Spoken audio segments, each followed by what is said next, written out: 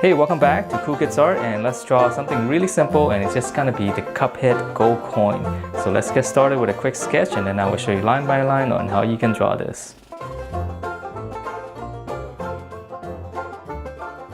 Alright, so let's draw this coin, and it's gonna be nice and easy. So we're gonna start off with the middle part.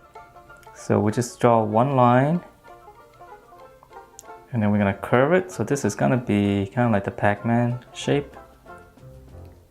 Curve it, and then we're gonna come in.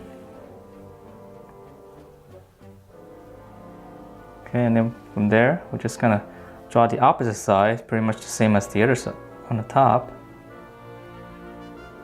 Okay, so once we have that, now we're gonna add some dimensions to it. So the easy way to do it is just, you can just kind of follow from there. Just kind of follow the same curve, same line, just come out. Just kind of stop right around there, because from here, now you just want to taper it. Okay, so you start here and then you kind of go in around the edges. So now it looks kind of like three-dimensional, right? And then right here, we're just drawing the lines for these hard corners. Okay, so then that's the inside. So now all we have to do is just draw the outside. So now we're gonna come straight down, and on this side as well. Okay, so once we have those both sides, we're just gonna curve it up, and it's gonna flatten out a little bit, and then we're gonna draw one big curve connecting that. And then same thing here on the bottom.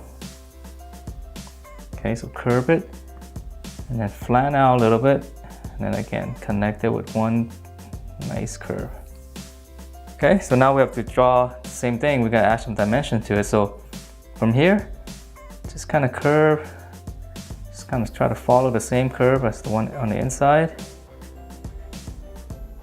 Okay, and then from here again, we just kind of curve it and tuck it in there.